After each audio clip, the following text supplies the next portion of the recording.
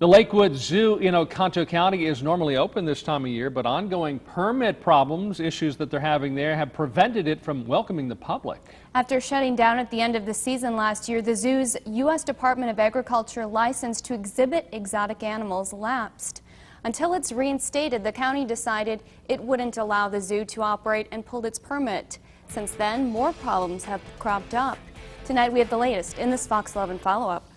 Since 2008, visitors to the Lakewood Zoo have enjoyed the lions, tigers, and bears. But this year, the Oconto County attraction is closed. We got to get back open. We just cannot stay closed. The zoo is owned by Casey Ludwig, who faces legal battles on several fronts. He received 8 DNR citations for possessing live captive wild animals without a license, and he faces 7 misdemeanor counts for allegedly possessing live harmful animals. Ludwig pleaded not guilty, and the case is set for trial in Oconto County Court Friday. Now a nonprofit organization has taken over operations, and it is having problems getting the necessary licenses so the zoo can reopen. It starts with the town of Riverview. Officials there recently implemented an ordinance requiring a permit for having exotic wild animals. He needs a permit from the town to possess the animals, and he's been informed as to what the requirements are. And the number one requirement is to have insurance, liability insurance. Riverview Plan Commission Chair Paul Hansen says it's the town's responsibility to ensure the safety of both visitors and townspeople who go to the zoo. If there's ever any issue with damage or harm done by one of these animals, there's no protection at all. And that's not right. Ludwig says the zoo board was recently in talks with town officials about getting insurance, saying they plan to have it soon. But he adds before the board could get the policy in place, Hansen delivered him a citation for violating the town ordinance. So we're all set to buying this insurance. The board of directors is, and we just had to make sure from the planning commission it was done correctly, and that's what we did. And the day before we're going to buy this insurance, they hand me a ticket. Had enough.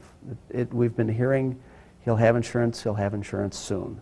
Ludwig calls the citation another setback. He says without a town permit, the zoo won't be able to get a county permit, much less a USDA license, which he was recently denied. It's probably a $20 ticket, but that's going to hold up all federal licensing for the board of directors. But Hansen says if Ludwig follows the ordinance, he can begin moving forward despite the citation. It sure would be nice if we get insurance and that would simply go away.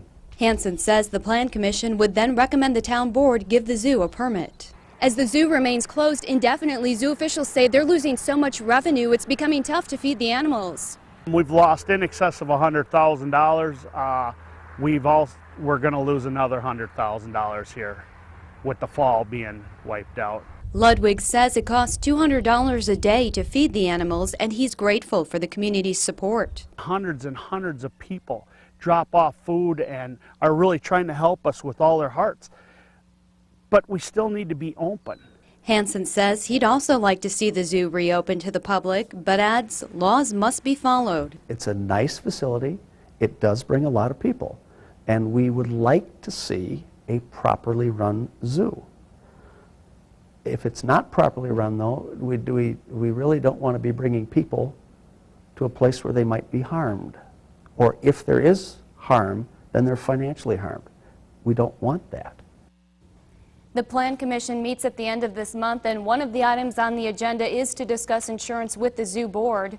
The board has also applied for a USDA permit to exhibit exotic animals. The agency says the application is currently under review.